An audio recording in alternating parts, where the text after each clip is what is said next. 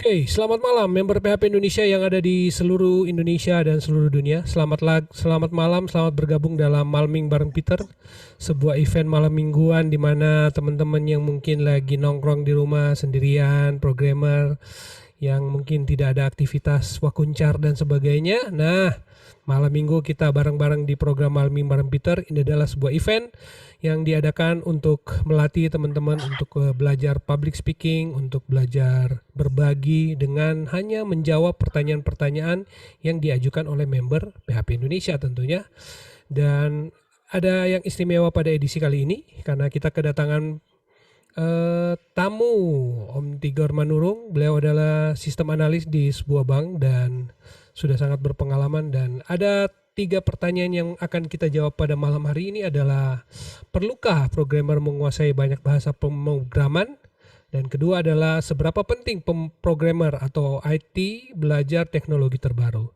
Dan yang ketiga adalah, apa yang harus dipersiapkan untuk dapat bersaing di dunia kerja? Ini ada 3 pertanyaan yang mungkin teman-teman sering tanya, mungkin atau kan mungkin malu juga kali nanya di komunitas. So, malam hari ini Om Tigor akan jawab.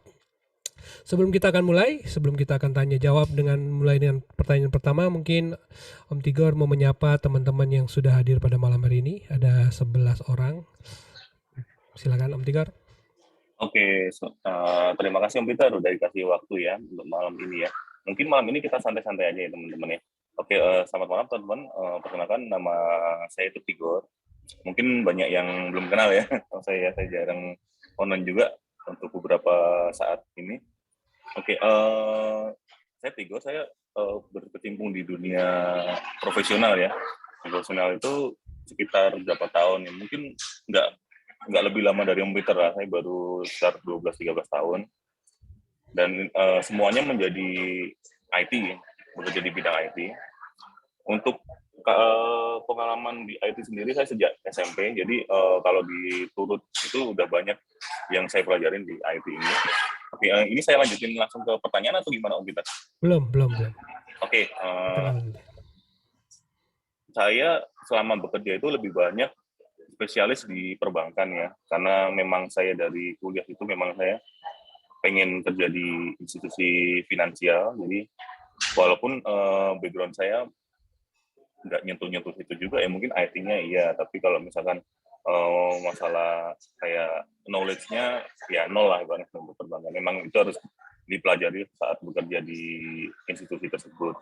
Tapi well nanti kita akan cerita lebih banyak lagi. Semoga yang better.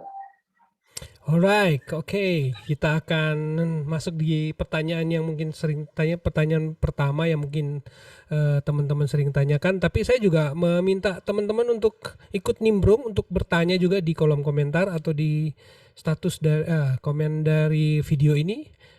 Sana sudah ada Om Ian Cikal Bakal yang sudah check-in, hadir. Oke, selamat bergabung Om Ian dan teman-teman yang lain, ini sudah ada 16. Jangan lupa nanti sampaikan pertanyaan Anda di kolom komentar. Oke, kita akan masuk ke pertanyaan pertama. Mungkin teman-teman sering bertanya bahwa perlu nggak sih programmer menguasai banyak bahasa pemrograman? Nah, dalam perspektif Bang Tigor itu bagaimana tuh pandangannya? Lagi di mute, kemut. Oke, sorry, biasa pencet. Oke, saya pengen membahas pertanyaan pertama. Apakah programmer perlu menguasai banyak bahasa pemrograman? Sebenarnya ini saya sering temuin di grup-grup maupun di forum-forum juga ya, dan seringkali jawabannya itu banyak yang melenceng juga menurut saya ya, banyak yang melenceng, dan menurut saya banyak yang menyamaratakan ya, berarti yang menyamaratakan. Oke, saya pengen bahas apa yang ada di dalam pengalaman saya. Saya udah video belum sih? Udah ya. Oke, saya ingat Bruce Lee ya, quotation Bruce Lee. Aku lebih takut kepada orang yang melatih satu jurus tendangan sebanyak 1000 kali daripada kepada orang yang berlatih 1000 jurus tendangan sebanyak 1 kali. Jadi artinya itu kuncinya adalah spesialisasi kuncinya spesialisasi, di mana bahasa itu ya, kalau misalkan kita konsepnya di mana dulu nih, misalkan kita taruhlah yang paling basic dulu ketika kita di dunia pendidikan gitu kan. Dunia pendidikan itu kayak sekolah ya, apapun itu, SMP, SMA maupun kuliah. Misalnya ada pemrograman TI misalnya ya, teknologi informasi, menurut saya ikutin aja apa yang ada dalam silabusnya ya. Misalkan dulu saya itu pengalaman saya pas waktu masih kuliah, saya sejak SMP itu belajar DLP. Walaupun banyak bahasa-bahasa yang saya pelajarin selain itu, tapi saya tetap pegangan utamanya itu DLP. Walaupun di kuliah itu pelajarannya adalah C++ Builder, tapi saya tetap belajar DLP. Jadi saya tetap mantepin itu, dan beberapa tugas itu bahkan skripsi saya buat pakai DLP. Tentu saja itu nggak mudah ya, saya izin dulu ke ke dosen pembimbing, saya minta ini saya boleh nggak pakai ini karena kebetulan dulu kuliah agak ketat ya di bahasa. Lalu dosen bilang ya kalau mampu ya nggak apa-apa. Akhirnya saya maju pakai DLP. Walaupun itu apakah saya nggak banyak belajar bahasa pemrograman? Oh, saya banyak karena saya memang favorit saya, hobi saya itu memang di IT. Saya belajar banyak bahasa pemrograman mulai dari DLP pertama itu, kedua sampai scripting. Kalau dulu kenal tuh Macromedia Flash ya, sekarang mungkin Adobe Flash itu scriptingnya juga saya belajar untuk animasi dan lain sebagainya. Untuk logic saya belajar saya bikin beberapa game di Flash. Lalu sampai pas lulus kuliah itu banyak bahasa ya, termasuk Java saya udah mulai menyentuh ya Java itu, tapi ya awal-awal. Lalu misalkan di dunia kerja, nah dunia kerja ini agak beda ya, banyak orang yang saya melihatnya pemula-pemula ini yang lebih mengandalkan skill technical ya, berarti oh saya bisa banyak bahasa, oh saya jago atau gimana gitu. Enggak menurut saya enggak gitu ya. Kita untuk bahasa itu kita tentukan aja kelebihannya apa, kekurangannya apa, behavior-nya seperti apa, optimalnya itu dipakai untuk di bidang apa, mungkin sampai seperti itu. Lalu kita tentukan kita tuh sebenarnya mau bekerja di bidang apa, di bagian apa, dan kita tentukan bahasa yang cocok itu apa. Kalau kebetulan saya di perbankan karena memang ya company-nya itu memang kalau bahasa high-nya itu Java, terus front end-nya misalnya React atau Angular, ya saya sekarang spesialisasi di situ. Saya belajar lebih banyak di situ, walaupun saat ini saya fokus utamanya udah bukan coding lagi. Oke, begitu Om Peter. Mungkin mau menambahkan, silakan. Masih komit nggak Om Peter? Oke, mungkin masih terkait pertanyaan pertama.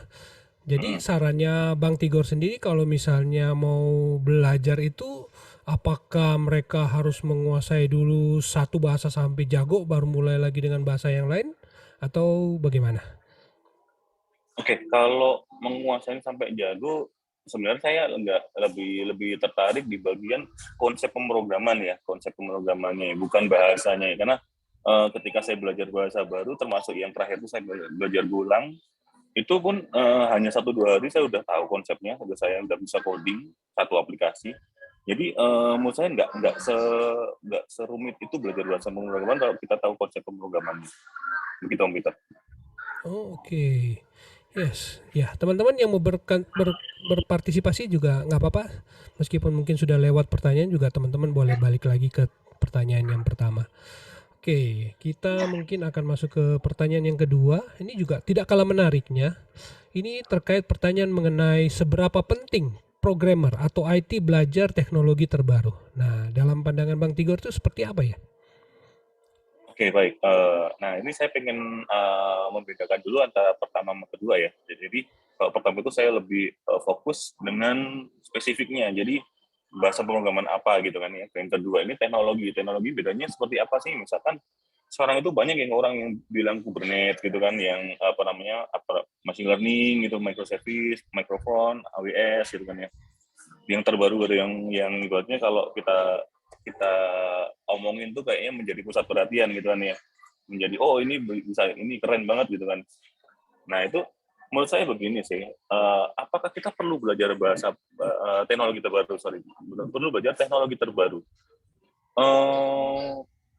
Kalau saya bilang perlu nggak perlu ya, tergantung kita kerja di mana itu tadi ya. Saya ingin meruncingkan dengan yang pertama ya. Tergantung kita bekerja di mana dan tergantung kita spesialisasi apa yang ingin kita capai ya. Misalkan contohnya begini ya, ketika saya bekerja di misalkan di bagian migas gitu kan ya, khususnya di bagian untuk monitoring kayak misalkan tekanan udara, tekanan apa gitu kan ya, misalkan yang bagian dengan mesin gitu kan, saya nggak perlu canggih-canggih belajar AWS gitu. Saya justru lebih banyak belajar mesin terbaru apa, terus SDK-nya seperti apa gitu kan ya. Karena saya spesialisasinya di situ, saya nggak perlu belajar yang lebih tinggi-tinggi lagi. Udah mentok di situ, saya belajar memaksimalkan apa yang ada. Nah, misalkan saya bekerja di migas juga nih, migas juga, tapi di bagian misalkan integrasi antara satu sesi dengan sesi yang lain. Nah, itu beda-beda kasus lagi. Saya perlu belajar misalkan tentang apa namanya komunikasi antara site dengan yang baik gimana. Misalkan, oh saya menggunakan apa ya? Misalkan menggunakan API di cloud. Terus, oh cloud itu kan banyak itu, cloud itu bisa banyak yang digunakan. Nah itu berkembang lagi. Nah misalkan saya bekerja lebih tantangannya saya lebih tingkatin lagi nih. Misalkan saya bekerja di startup. Nah startup ini kan Pak yang institusi yang menurut saya perusahaan yang paling banyak mengadap ini ya teknologi terbaru ya. Nah karena apa? Karena kan mereka kan dipakai massal ya ibaratnya ya, pakai banyak orang dan itu membutuhkan performance yang tinggi lah, high performance dan membutuhkan high security gitu kan ya. Nah itu kita perlu tuh apa namanya eh mengupdate teknologi yang terbaru. Ibaratnya gini sih, tapi hati-hati ya mengadap teknologi terbaru ini. Contohnya gini, misalnya kita mengadap teknologi yang baru rilis, apalagi masih beta, terus kita adop itu akan high risk ya. Kalau kalau saya di perbankan itu semua adalah risiko ya, semua berbicara tentang risiko ya. Dimana ketika saya ada teknologi terbaru ya, kita kalau ada white paper-nya bacalah white paper-nya. Jangan ini apa nama tuh, jangan ragu untuk kita mencari dokumentasinya dulu, terus jangan menjadi yang pertama. Kalau saya belajar di perbankan ya, jangan menjadi yang pertama karena ya kita akan bisa jadi akan berdarah-darah ya. Karena terlalu high risk lah. Bisa jadi akan berdarah-darah ya kalau misalnya itu memang proven teknologinya ya kita terbantu. Tapi keseringan enggak deh sebenarnya tuh teknologi terbaru itu masih belum matang ya, masih belum matang dan uh, kalau kalau masih perusahaannya masih oke aja mendingan misalkan tiba-tiba yang bikin itu perseorangan dan orang itu udah malas bikin gitu. Ya kita tergantung pada seseorang itu nggak baik gitu loh. Nah perusahaan juga misalkan bikinan perusahaan kayak misalkan Google atau apa gitu kan, itu saya juga belum percaya juga karena masih banyak produk Google yang akhirnya di tengah-tengah down juga kan. Jadi saya belum begitu, kalau untuk menyikapi teknologi terbaru saya nggak langsung excited. Oke saya baca doang, paling paling modal saya cuma buka medium.com gitu kan, baca-baca atau mungkin yang ya googling ini apa sih setiap produk terbaru misalkan ada PHP Indonesia gitu lagi membahas teknologi A, paling itu saya cuma baca-baca, saya tertarik, saya biasanya langsung penasaran ini apa sih ini, saya baca-baca. Tapi kalau untuk mempelajari lebih lanjut nanti dulu, biasanya saya tunggu setahun 2 tahun baru saya memutuskan untuk iya lanjut apa enggak gitu Om Peter. Oke, wow, wonderful. Nah, yang saya suka perhatiin dari member PHP Indonesia sebenarnya kalau di antara mereka sebagian besar itu sebenarnya punya keinginan kayaknya kerja di perusahaan-perusahaan startup atau perusahaan-perusahaan teknologi. Nah, terkait dengan teknologi terbaru seperti itu, kira-kira Bang Tigor punya saran apa untuk mereka dalam mengadaptasi kebutuhan. Biasanya kan kebutuhan startup itu agak tinggi, padahal mereka punya keinginan untuk masuk ke sana, padahal mereka juga mungkin masih baru belum tahu kondisinya di dalam. Nah, kurang lebih bagaimana sarannya untuk mereka? Oke, kalau yang saya sering temuin ya teman-teman yang masih baru-baru ya, saya kan sekarang kebetulan saya lagi membimbing beberapa programmer ya di kantor itu, dan ya turnover-nya lumayan lah.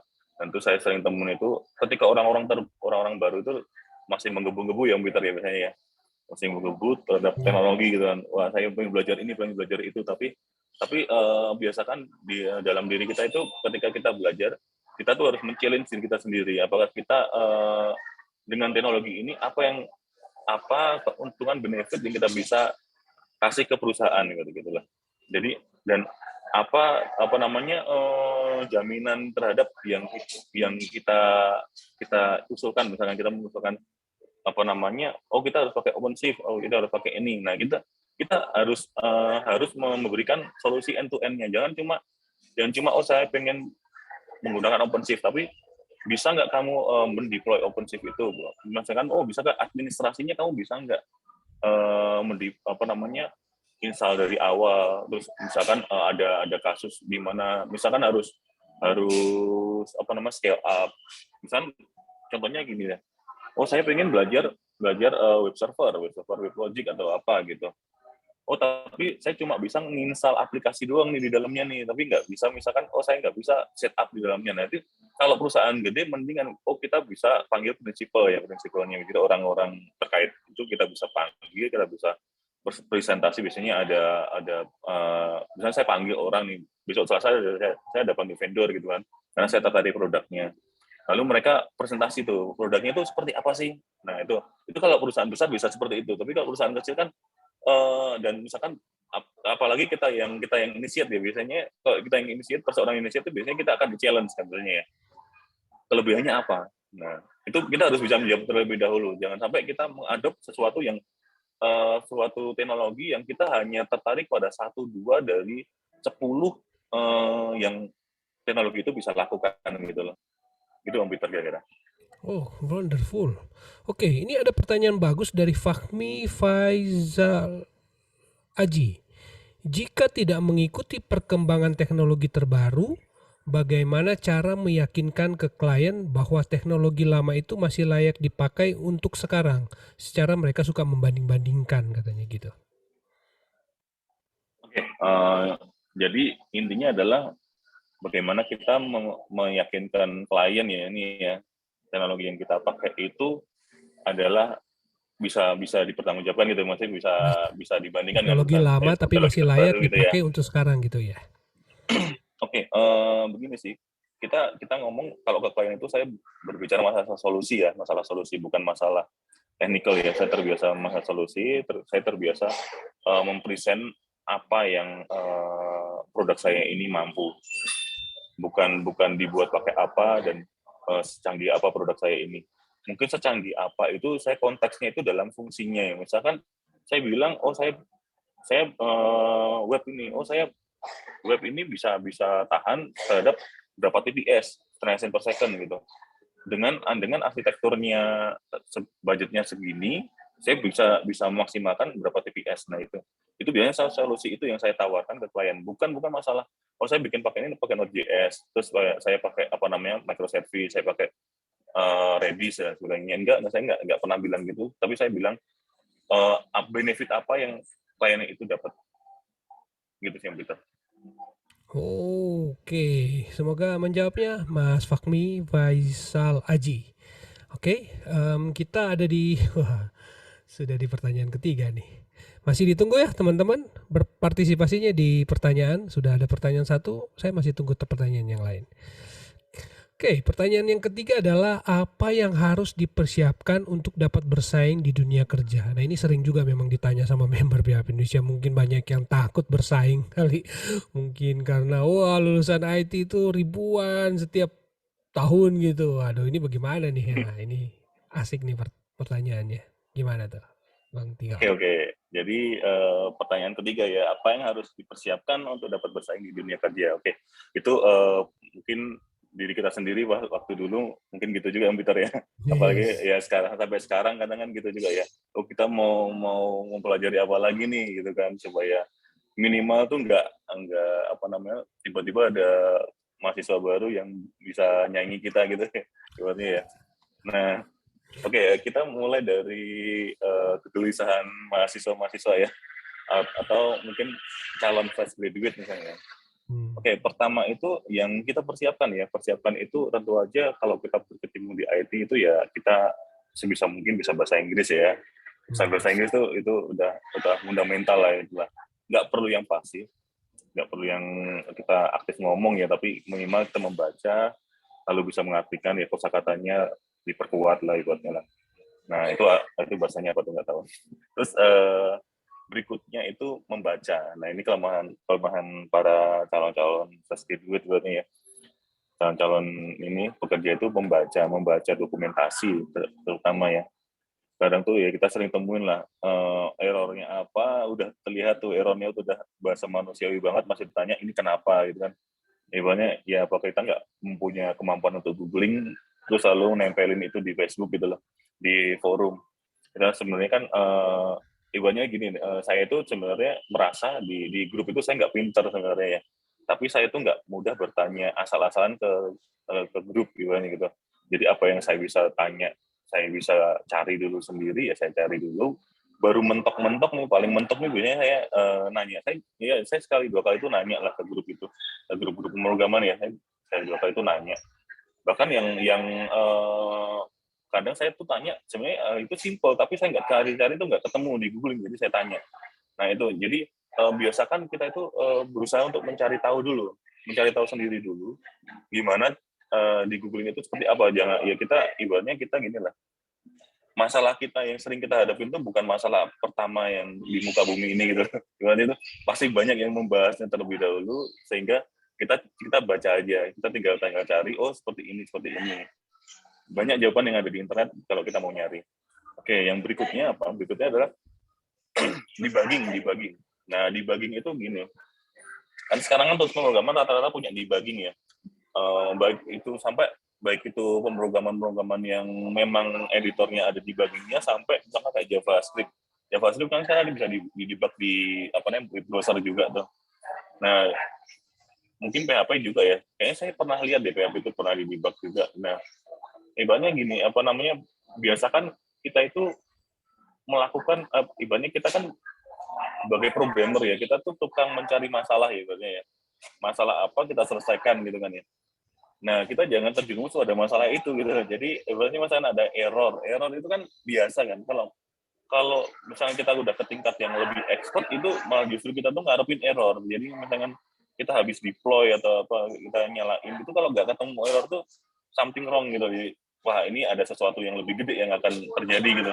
Tapi kalau misalnya kita error, kita malah lega. Kalau saya sih lega ya. Oh, dengan saya coding, terus saya deploy, saya tes, ada error tuh malah saya, oh ya udah ini memang yang saya harapkan seperti ini.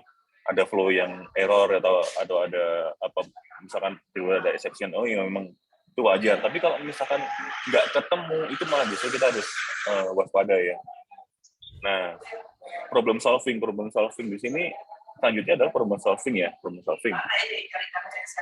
Menyambung dari sebelumnya yang kita menyelesaikan masalah ya,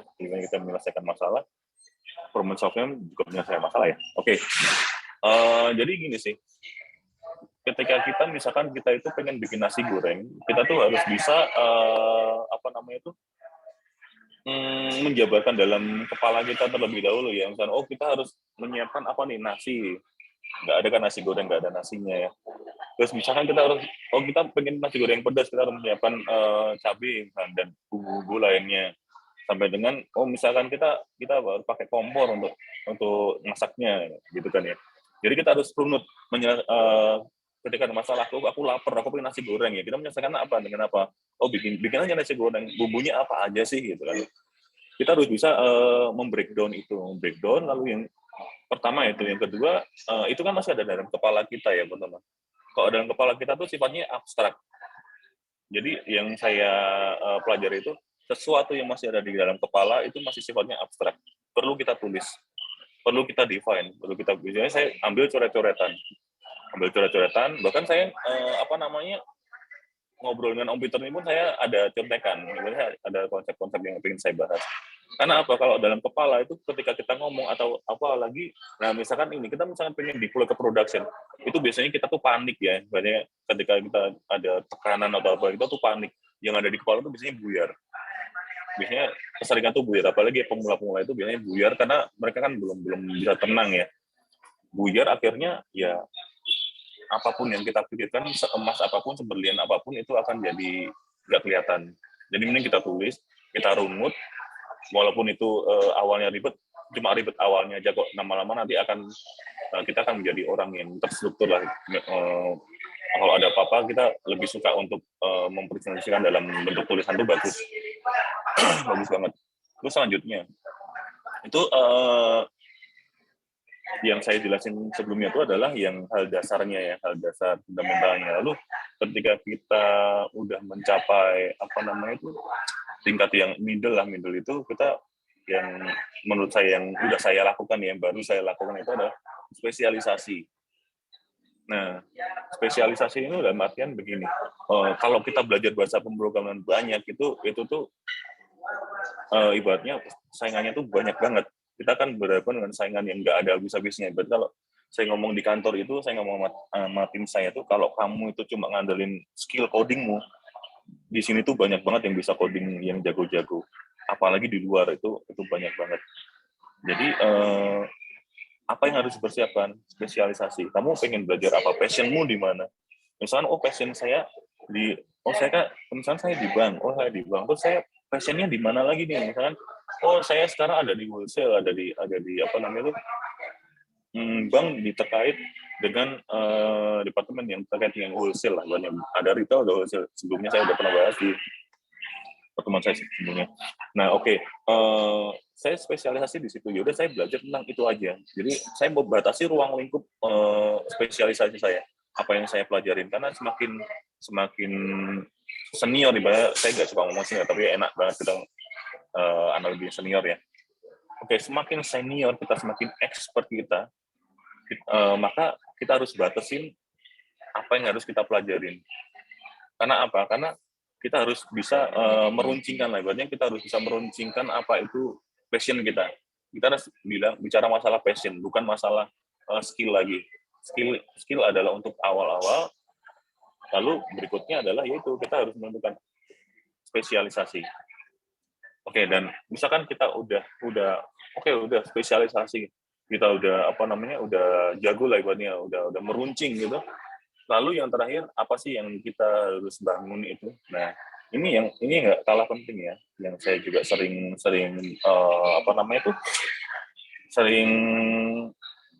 bahas juga, yaitu adalah attitude-nya. Attitude ini walaupun ini juga hal dasar juga, tapi saya sering sekali melihat itu banyak banget orang IT yang semakin dia jago tuh semakin attitude-nya semakin kurang ya.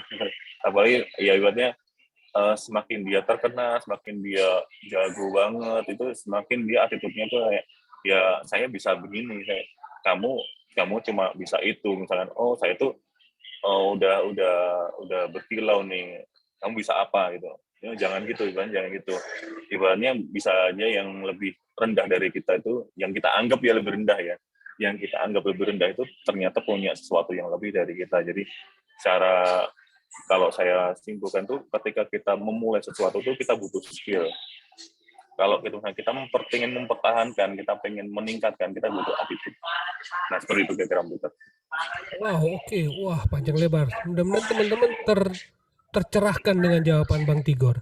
Tapi ada yang cukup menarik karena Bang Tigor kan cukup expert di dunia perbankan nih. Terkait pertanyaan 1 atau 2 atau 3 itu, kira-kira tipsnya itu lebih gimana nih, lebih spesifik untuk industri perbankan sendiri, seperti teknologi terbaru di industri perbankan itu seperti apa, terus eh, yang perlu dipelajari atau bahasa programan yang perlu dipelajari spesifik untuk di dunia perbankan seperti apa, dan gimana cara bersaing juga di dunia kerja khususnya di industri perbankan. Ini mungkin menarik buat teman-teman untuk cari tahu juga. Itu gimana tuh? Saya bahas sedikit mengenai perbankan ya, yang saya tahu juga, karena banyak banget yang bisa kita bahas di sini.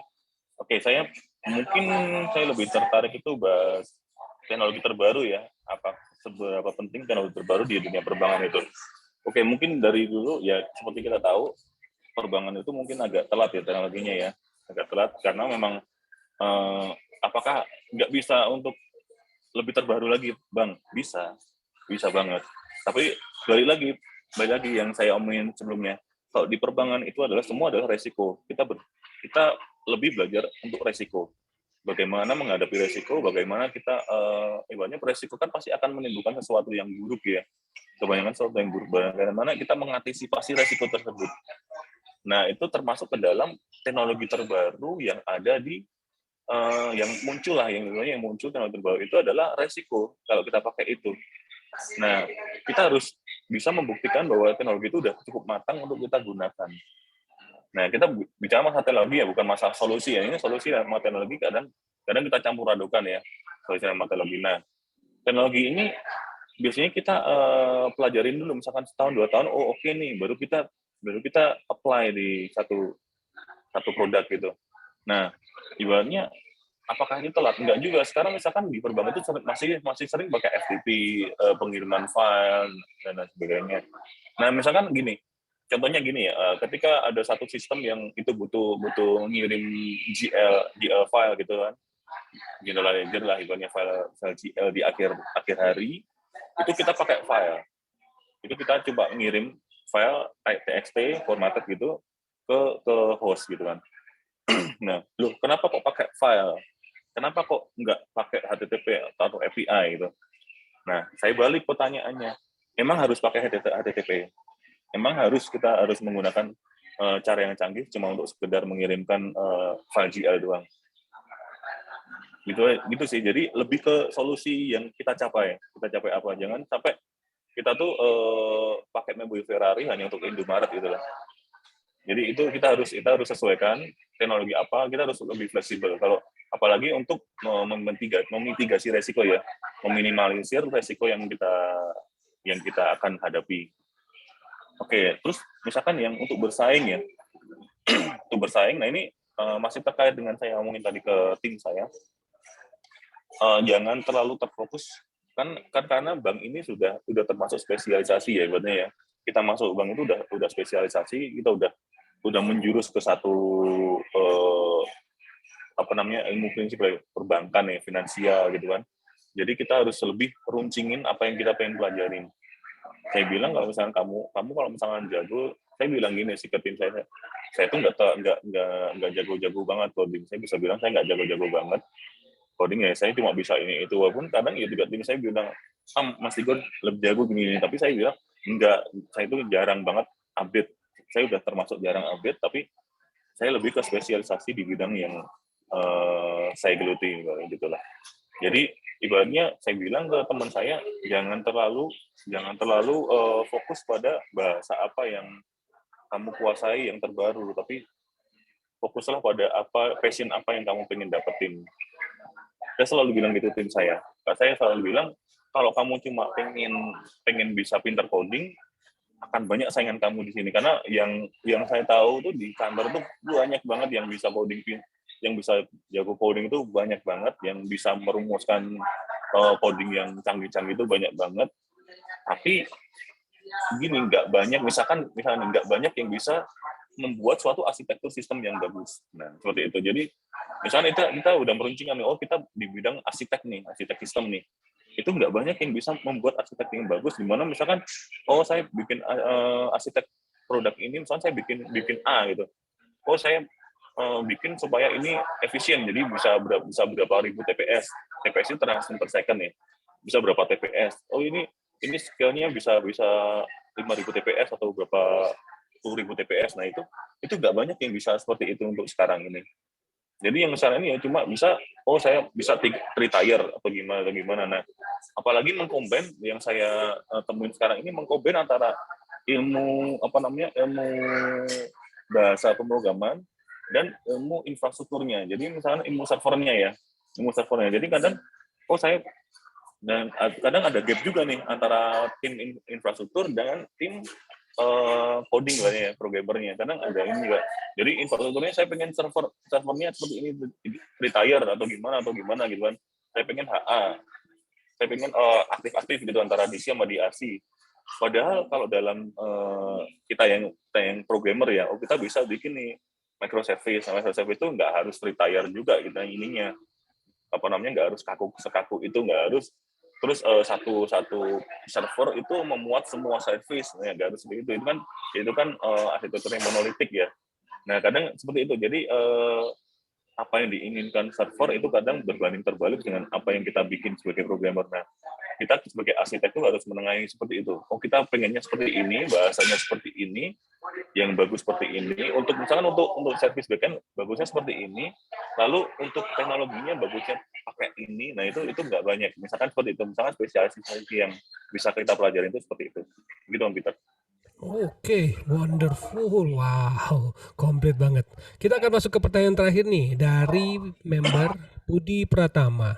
Masih terkait pertanyaan ketiga mengenai spesialisasi baiknya di tahun keberapa selama bekerja? Oke, spesialisasi di tahun keberapa ya?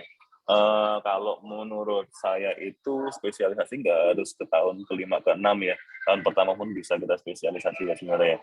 Bahkan lebih cepat lebih baik sebenarnya.